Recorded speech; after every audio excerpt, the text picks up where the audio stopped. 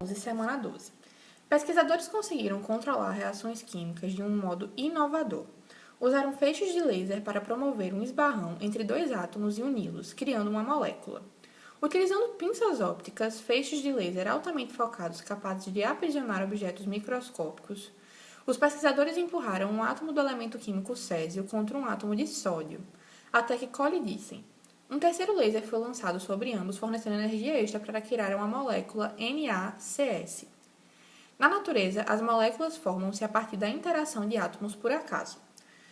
Por suas características químicas, césio e sódio jamais originariam a molécula espontaneamente. Com base nas informações do texto e seus conhecimentos, é correto afirmar que... Gente, vamos lá.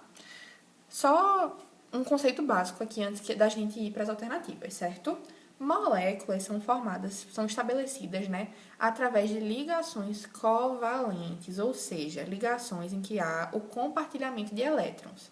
Para que isso aconteça, a gente precisa, de dois elementos com alta eletronegatividade, ou seja, dois elementos que querem puxar elétrons para si. E aí, esses elementos vão garantir o compartilhamento de elétrons. Geralmente, esses elementos são dois ametais, certo? Nesse caso aí, o sódio e o césio são metais alcalinos. Eles não tendem a puxar elétrons para si, e sim a perder elétrons. Eles são eletropositivos, certo?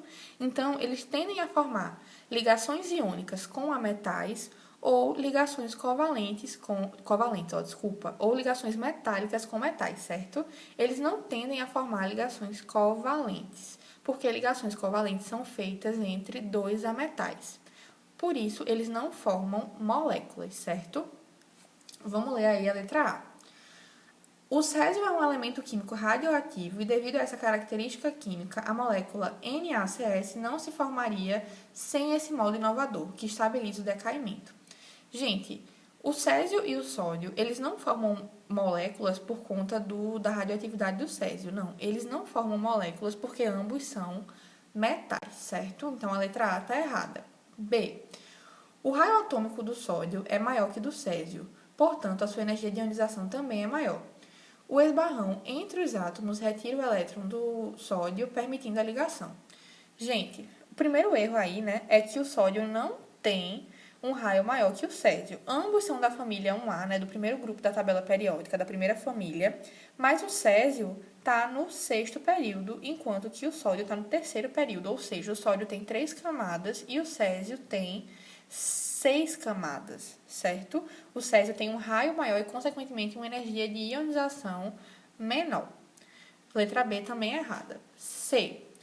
O terceiro laser usado no experimento serviu para retirar um nêutron do césio, tornando um cátion e possibilitando a reação com o sódio.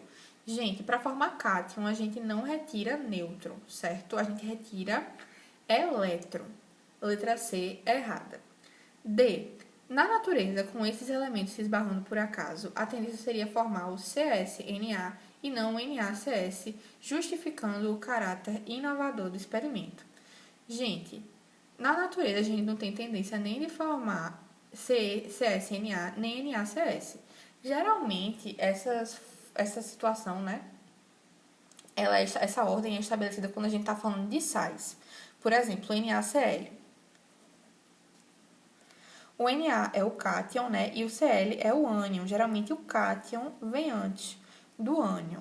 Nesse caso aí, a gente não vai formar ligações nem do tipo iônica, como nesse caso aí, nem do tipo covalente. Não existe a formação dessa molécula, então essa ordem aí é indiferente. O CS e o Na não formariam uma molécula espontaneamente, uma vez que ambos têm uma tendência a formarem cátions e ligações iônicas. Sim, ambos são eletropositivos, ou seja, têm tendências a perder elétrons, e serem cátions, podendo formar ligações metálicas e também ligações iônicas, certo? Então, a letra E é a resposta.